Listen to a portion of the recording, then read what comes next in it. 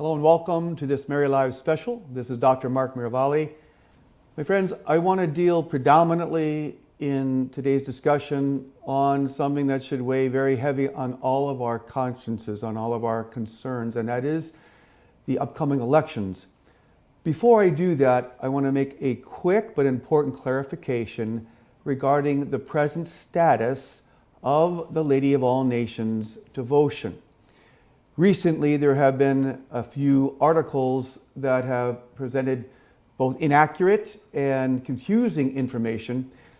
So we have the clarity of documentation available. If you go to motherofallpeoples.com, motherofallpeoples.com, and you'll see an article by Bishop Punt, the Bishop Emeritus from the Diocese of Amsterdam, and he who was part of the process of evaluating the Lady of All Nations, and also another article on the legitimacy of devotion to the Lady of All Nations.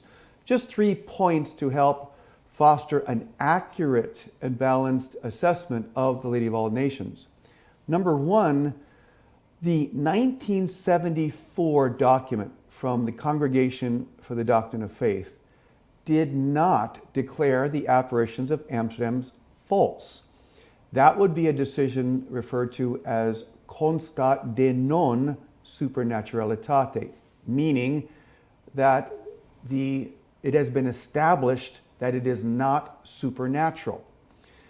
In fact, the 1974 document from the Congregation for the Doctrine of Faith regarding Amsterdam gives a non constat de supernaturalitate decision. Now that may sound like a parsing of words, but it's critically important in terms of its difference. Non-constat means the supernatural character or origin has not yet been established, but there is an openness to further development.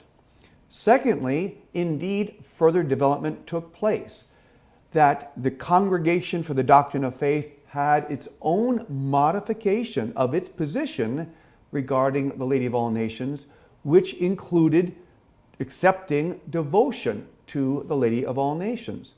It's also important to note that it's the Congregation for the Doctrine of Faith that gives the instruction to the local bishop that it is his responsibility to make the local determination regarding the authenticity of an apparition.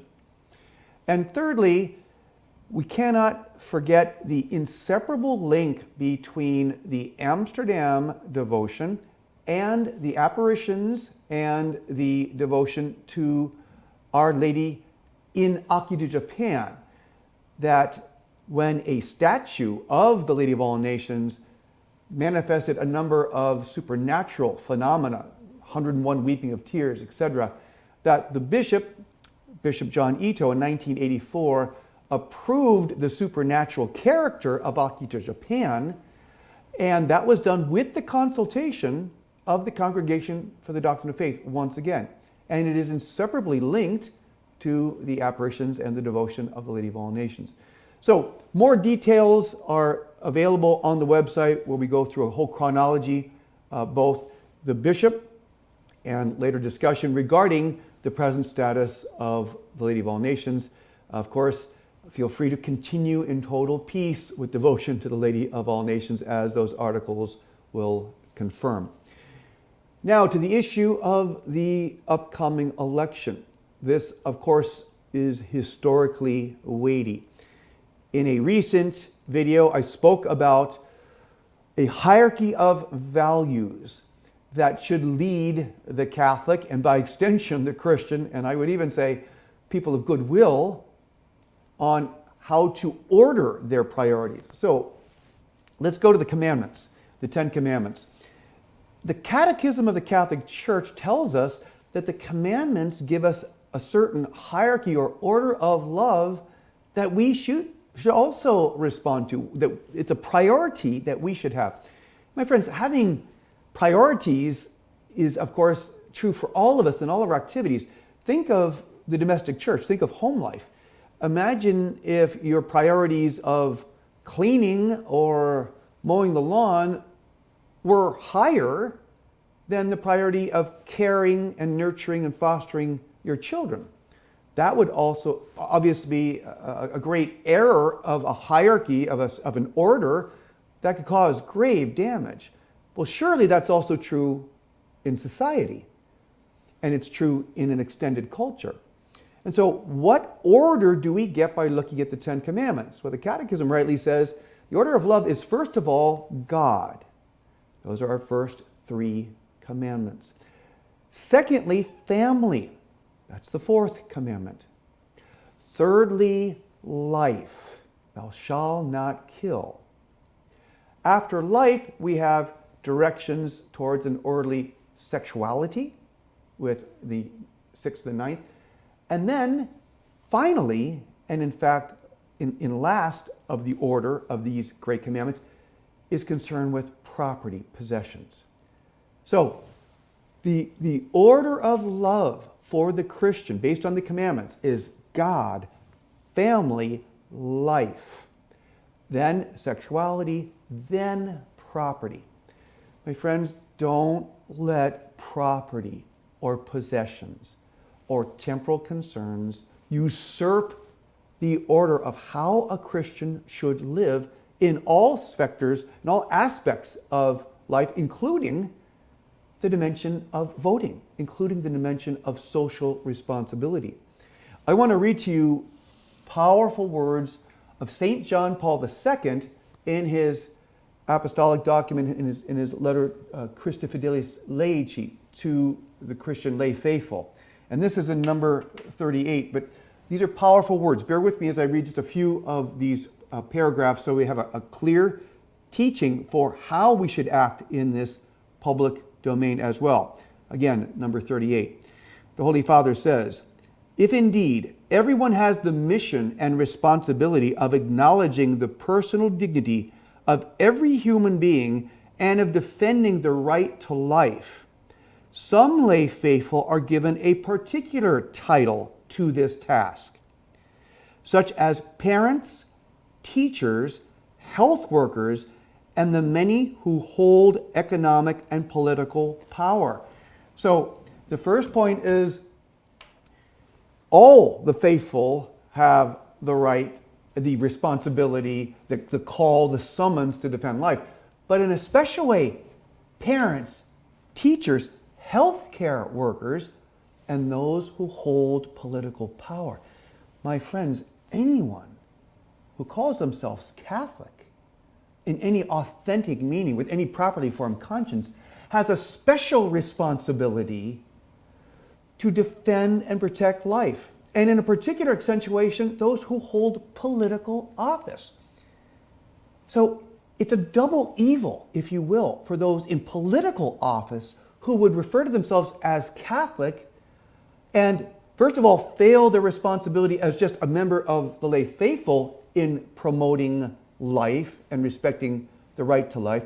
But secondly, they have a higher call because they do have a political office. That means they have more responsibility. That means it's a graver evil when they are not fulfilling their political office in the mission of life. The Holy Father continues, and this is also critically important.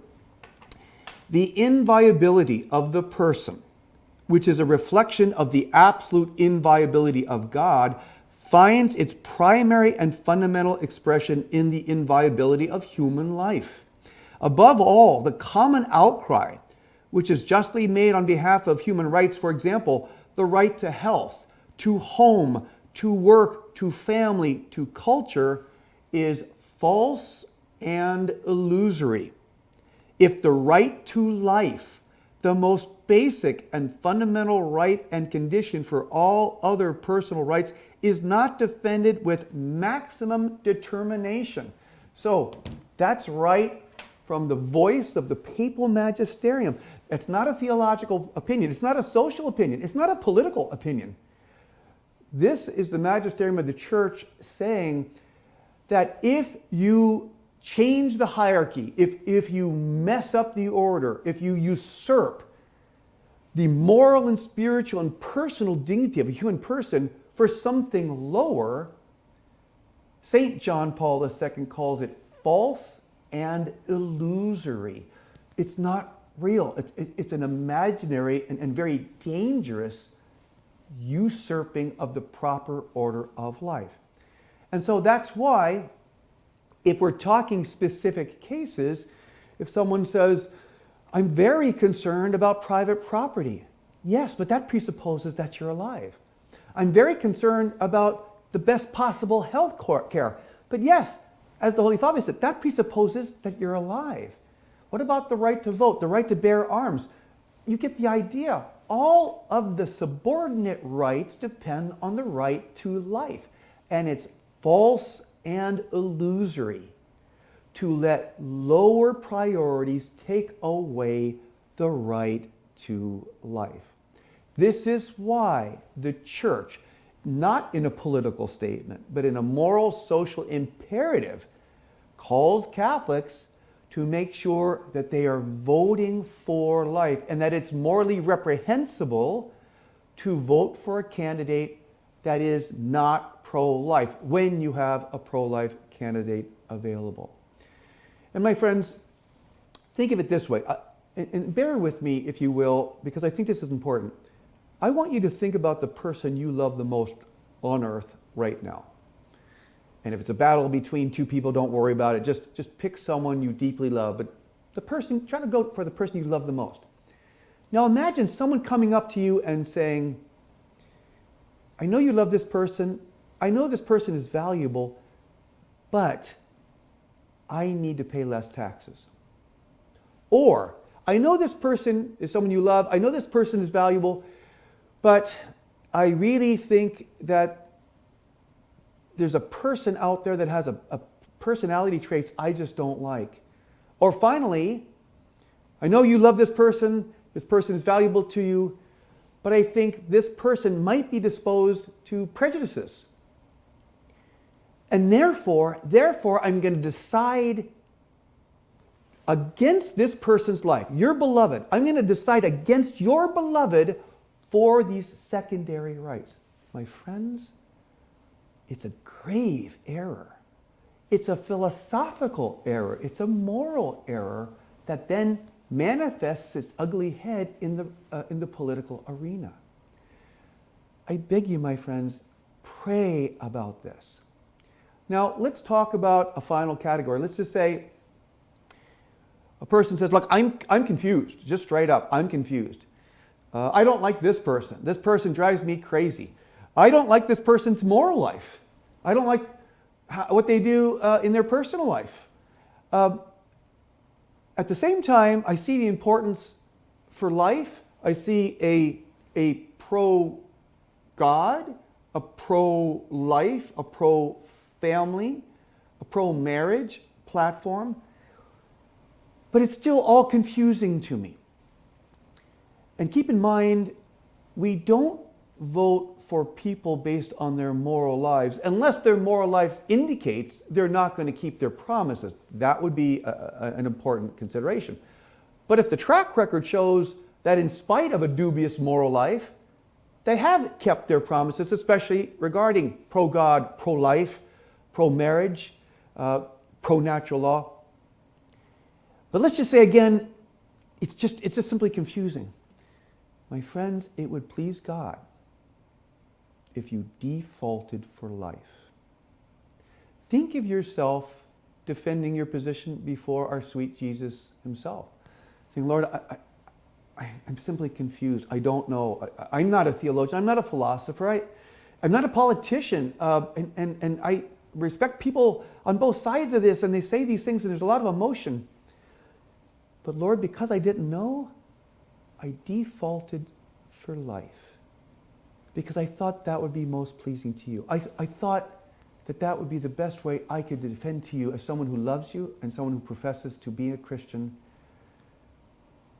that in my uncertainty, I erred towards the pro-life platform.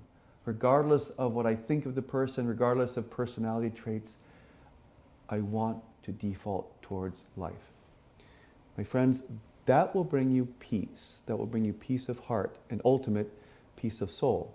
On the other hand, if one faces God and says, I wasn't sure. I know this platform was clearly pro-life, but I saw good things in this other platform, and so I did not default for life. I defaulted for all the things that St. John Paul II said were false and illusory compared to life. You don't want to do that, my friends.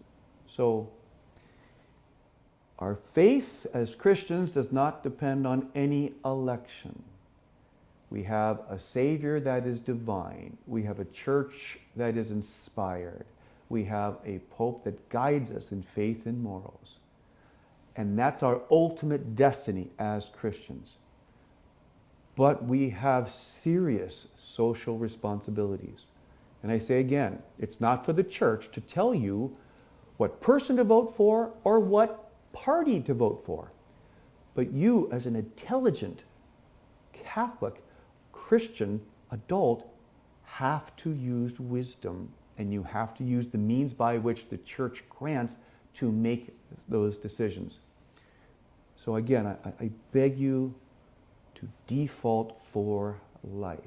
And that's a peace you can have before God, even amidst all the other confusions, amidst all the other emotional issues. Even a student come up recently and saying, you know, I so respect this individual professor, but they seem to think that one party follows the Constitution a little better than the other party. Now, is that a consideration? Sure, it's a consideration. But it's not the consideration of the life of the people that we need to even have a republic, to have a democracy, to write a constitution. It all returns to that issue because it is the fundamental issue. That's why the U.S. bishops say it is preeminent. So I ask you to prayerfully consider defaulting for life, especially if you're undecided.